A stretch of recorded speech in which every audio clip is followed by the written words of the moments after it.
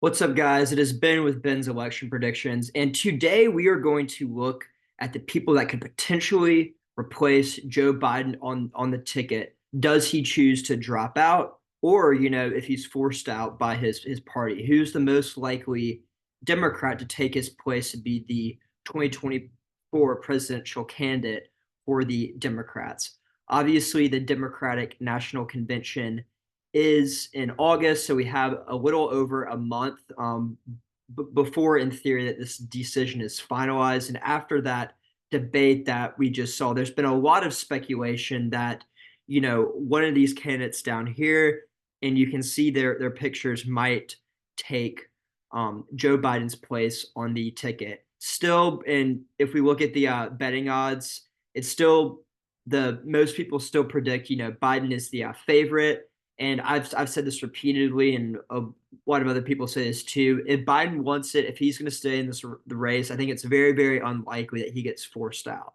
I think the only real scenario where we see one of these candidates even be thinking about replacing Joe Biden would be if Joe Biden steps down voluntarily, leaving that space open for him. So the first thing that I want to do is look at who I think is most likely to kind of fill this position, and this is not like a reflection on who I think would be the best or the most effective, or who would have the best fighting chance against Trump. And then after I kind of do this initial on who I think is the most likely, I'm going to actually go into my S through F tiers on who I think would be the most effective, who I think would have the best chance of beating Trump, and who in theory could be the best president in terms of approval rating and getting the policies that the Democrats want done. So there's been a lot of articles on who are the most likely Democrats that would replace um, Biden, and there's a lot of different opinions. There's some names that keep on coming up, and there's some names that people have kind of thrown out that I do not think are realistic options. In the grand scheme of things, I think that it's likely to probably be three or four candidates, but out of this list of about 20 candidates that could potentially be considered, I narrowed it down to around five here. So Gretchen Whitmer, Kamala Harris, Andy Bashir, Gavin Newsom, Raphael Warnock, Jared Polis, Josh Shapiro, Wes Moore, Roy Cooper, and JD Pritzker. Or sorry, I don't know if I pronounced his last name correctly there, but and I obviously don't think these are all the most unlikely being in the F tier, but I'll just start left to right on who I think is the to be the most likely. So S is going to be who I think has the best chance to replace Biden if he so does choose to do that.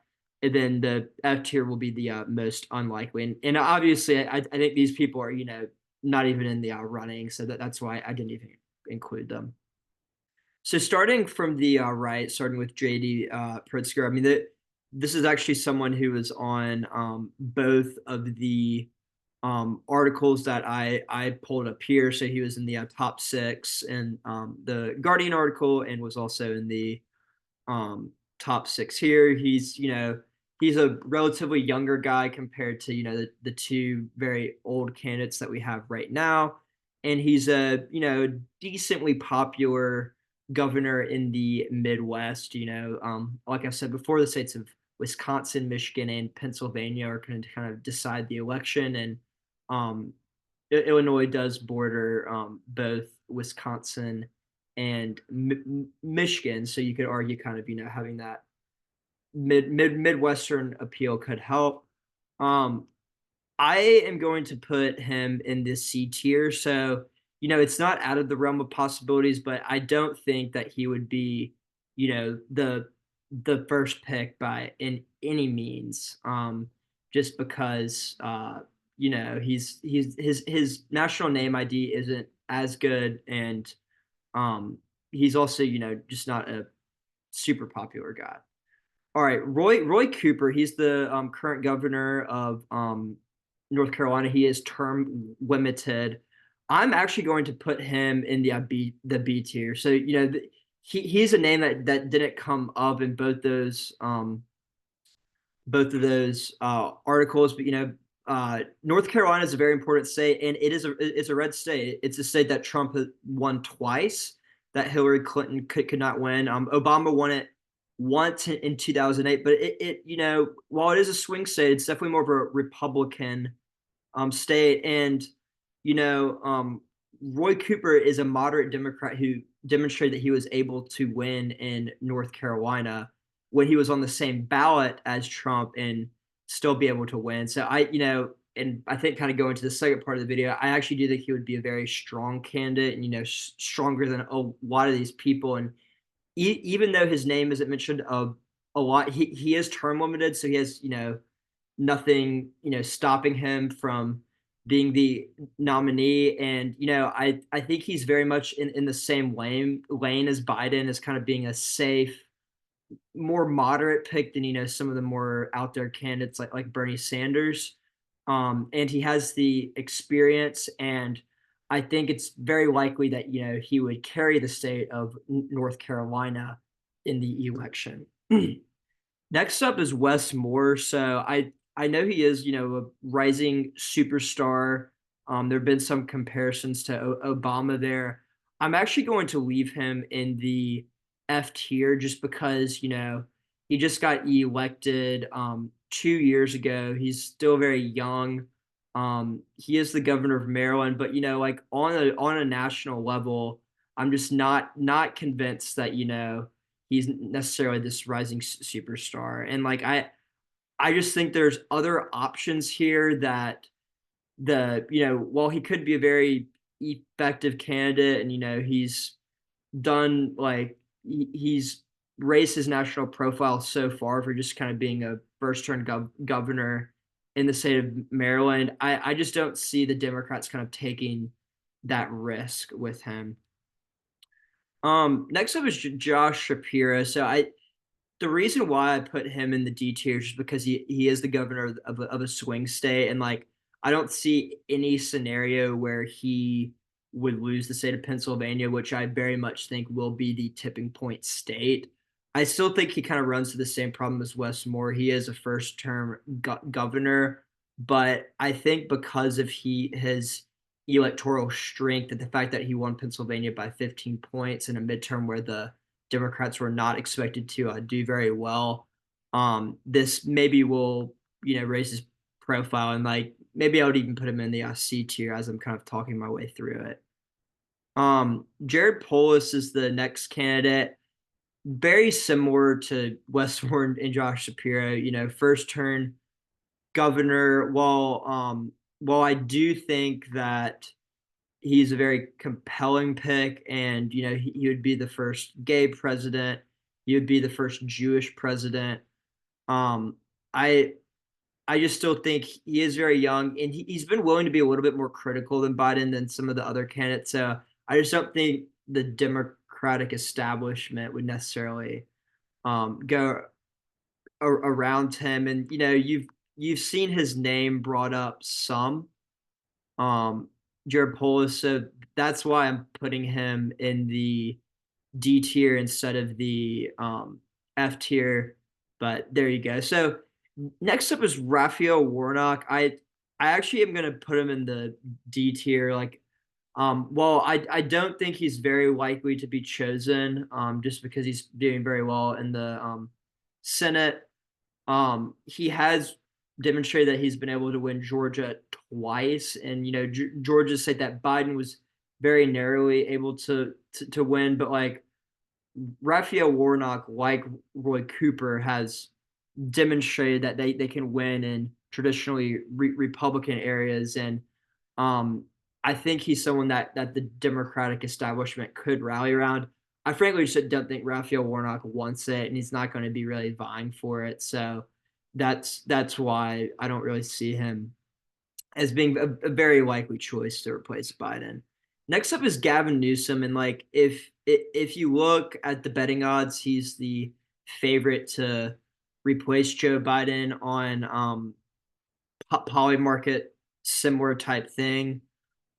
People see him as kind of being a fighter, and he's one of Biden's main surrogates that you see on TV. He did that debate with Ron DeSantis, so he is a nationally known figure, and I think he's been doing that way on purpose.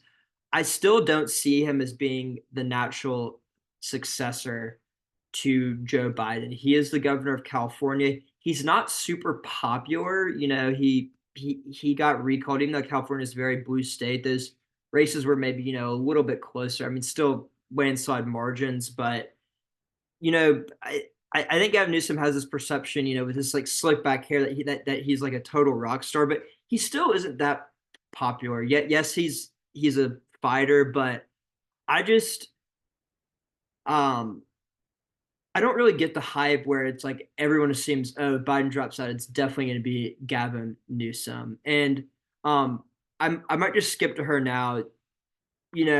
I think Kamala Harris just being the vice president is going to be the most likely person to replace Joe Biden. I mean, if Joe Biden were to die, or if the 25th Amendment would happen, or in any other ways that he was incapacitated as president, the Constitution says that if the cabinet votes, or if they decide together, they can implement the 25th Amendment and replace Biden, and the person that would take their place would be the vice president. I mean, that's the whole reason we have the vice president. And I think there's been some hesitancy, and clearly we see it in the betting odds. Why uh Kamala Harris isn't the most likely to replace, based on the betting odds. But you know, uh, there was a reason why she was chosen to be vice president. She was the first female vice president. She was the first Black vice president. The first Asian, half Black, half Asian, and I just think it'll be hard to snub her. Like if they do choose Gavin Newsom, I think there's going to be a lot of questions on, why didn't you choose her? And I think the obvious answer to those would be, she isn't very popular, and she has some issues of her own in terms of likability and the polling against Trump. But um, I I just see, her as vice president. She has a lot of power. She has her own staff, and I just don't see her getting getting snubbed. Is it possible that Gavin Newsom would jump her? Yes. I mean, it's up to the Democrats and the Democratic National Convention, and if Biden doesn't choose his successor outright, if he does choose to drop out, it could be anyone's game, but I just see it's more likely that Biden's like, okay, if I'm dropping out, I'm going to choose Kamala Harris just because they have that working relationship. So next up, Andy Bashir. I'm also going to kind of put him in the C or even D category. Like I I think he probably wants to be president, like all these people, and he has been willing to, or he's demonstrated the fact that he can win in a red state. Kentucky's not going to be super competitive. It's kind of, he is a moderate. He can appeal to a lot of swing voters, and he probably would do very well in a general election. But um, I don't think that the entire Democratic base, especially the more progressive wing of it, would be super enthusiastic about someone like Andy Bashir. And last up, looking at Gretchen Whitmer, I think she would be a very compelling pick. And right after this, I'm going to kind of move some people around to who I think would be very electorally beneficial. I think Gretchen Whitmer, there's no way that she would lose Michigan. And I think similar things about Wisconsin and Pennsylvania just because of their proximity. She would be the first female president, and she has demonstrated that electorally, like in the 2022 midterms, that were supposed to be better for the Republicans. She won by 10 points. Um, and Michigan has the Democratic trifecta. And when I talk to my Democratic friends, she is the name that gets brought up the most, even more than Gavin Newsom. I think Gavin Newsom has this reputation of being more of a fighter, and when people talk about going against Trump, you like need someone who can really be a fighter, and Gavin Newsom might be that person, and you see that reflected kind of in the betting odds, but um, in terms of electorally speaking, I actually do think Gretchen Whitmer would be a different pick. So let me pivot real quickly before the end of the video on who I think would fare the best against Trump, because this is going to be the election between Trump and the Democrat who I think is still likely to be Biden. But if it's not Biden, let me kind of rank these people. So let me kind of move everyone down to the F tier at first, and we can kind of go left to right again. So JB Pritzker, don't know a lot about him. He just kind of seemed just like a placeholder here. Governor of Illinois. He's not super popular. Name ID is pretty low. He would probably do fine, maybe C or D tier. I'm just going to put him in D tier because I frankly don't know a ton about him. Roy Cooper, I frankly think would maybe do the best against Donald Trump. He's older. He has experience, but he's not old to the point where he um uh is going to have some like slip ups here. I think that similar to kind of how Biden was in 2020, people kind of saw him as a placeholder, someone that the entire Democratic base and some disaffected anti-Trump or never Trump Republicans could vote for. And it was a very wide coalition. You had some like very left Bernie Sanders supporters and some Mitt Romney supporters. Roy Cooper is someone I think who could get the same coalition that right now Biden has not been able to coalesce. Gavin Newsom. So I'm gonna put him at B tier because like I do think he is strong in the sense of that he really will go after Trump, and he's not going to be seen as someone who's feeble or like who is weak. And I do think that it is important when we talk to voters and focus groups. This does seem to be a concern. Is like they want someone strong who can kind of fight Trump in his own way, because Trump is also very aggressive too. However, like when we just go swing state by swing state, there has been polling about this. Biden actually does better, or they're tied. So like yes, I think Roy Cooper. I think even though he might not have as much of like an aggressive style, I think that people in the swing states would be more likely to vote for someone like Roy Cooper, who could get his name ID up, and they could advertise on his record. I just think Gavin Newsom is a little bit more unpopular. Gretchen Whitmer, and I kind of said this before. I'm debating between putting her in S and A tier. I think electorally speaking, if this election is going to come down to the Rust Belt states, I don't think Gretchen Whitmer would be as strong in Arizona, Nevada, Georgia, and North Carolina. But if like whoever wins Pennsylvania, if the Democrats win Pennsylvania, Michigan, and Wisconsin, and kind of hold all of their likely states, then they likely win. I I do think it's a little bit high risk, and I think one of the reasons why the Democrats chose Biden in 2020 is because they thought like generic white guy, more moderate, is probably less risky. That's probably right.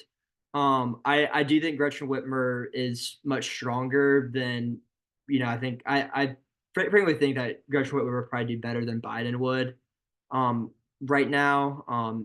Same with Roy Cooper, but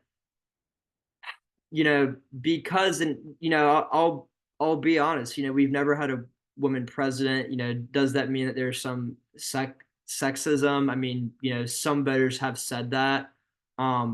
Maybe less so like in the group of swing voters, but um, it I think she would be very strong, but maybe not the same S tier strongness as Roy Cooper. Josh Shapiro, I think that similar to Gretchen Whitmer, he has he's from one of the most important swing states, Pennsylvania, which I think will be the most important state. He won by 15 points. Gretchen Whitmer only won by 10 points. So that's why I'm putting him in S2.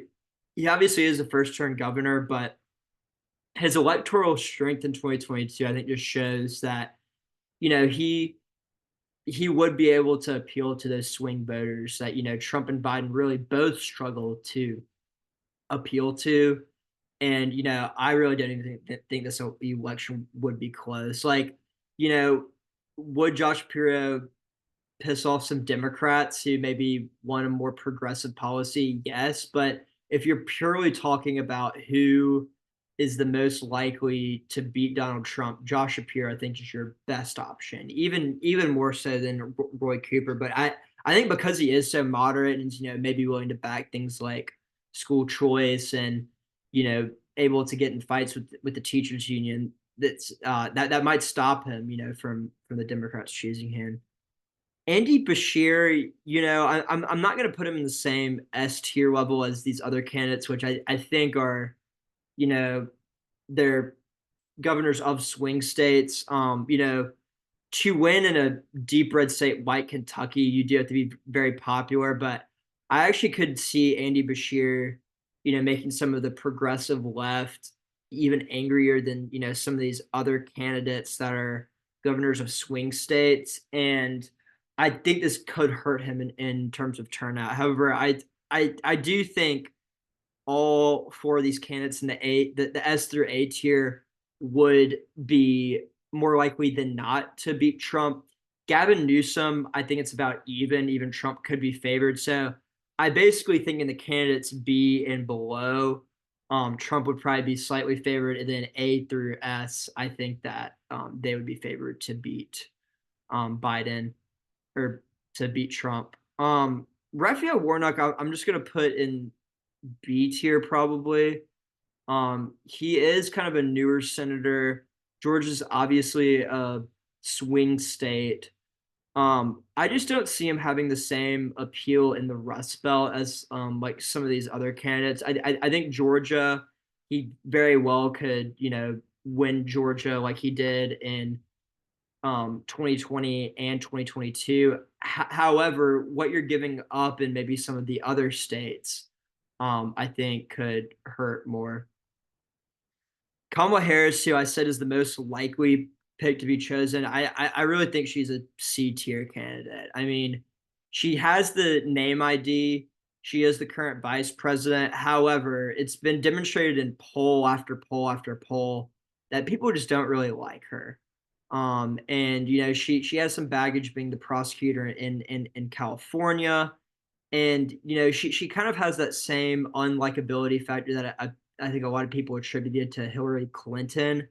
And it's tough to know, Biden, if he continues kind of his decline in terms of his mental fitness and this sort of thing, if that who would do better, Kamala Harris or Biden. But Kamala Harris's approval rating is like in the 20s, where Biden's is like in the high 20s, while Biden's is in the high 30s. So, despite all Biden's faults, Kamala Harris is, even more unpopular than him. So maybe I'll put her in the D tier. However, with all the money and backing of the Democratic Party, I could see maybe elevating her to the C tier, being like, listen, they can run on their record, which obviously is mixed, but they were able to get a lot of legislation passed that they can run on, and having her being a part of the administration could kind of help.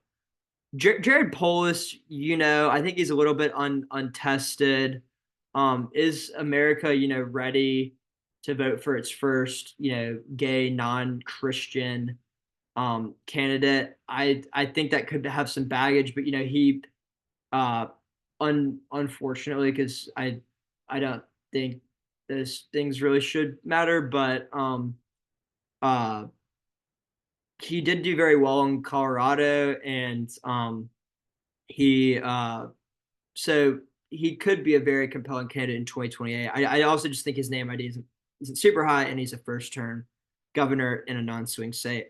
Wes Moore, honestly, I don't think he's going to be chosen. I don't think he would be super strong. I don't think he's an F tier candidate, but um, so there you have it, and I frankly still don't think that it's very likely that Biden does get replaced. The odds have jumped a lot since then. But uh, let me know what y'all think. And I think there's some other candidates here. Sherrod Brown. I don't think there's a chance in the world that he replaces Biden just because he's currently running in a very competitive Senate race. Dean Phillips. It was very evident. He's a no like no one really knows him. He's a House member, and I don't think the Democratic establishment's going to get around him because he did challenge Biden, kind of completely bucking the establishment, and also just did very poorly. So there you have it. Here are my tiers of who I think would be the most effective, and would have the best chance against Trump. Before you saw who I thought was the most likely, Kamala Harris being number one, Gavin Newsom and Gretchen Whitmer number two. But let me know what y'all think, and please comment, like, subscribe, and stay tuned for future videos. Thanks, guys.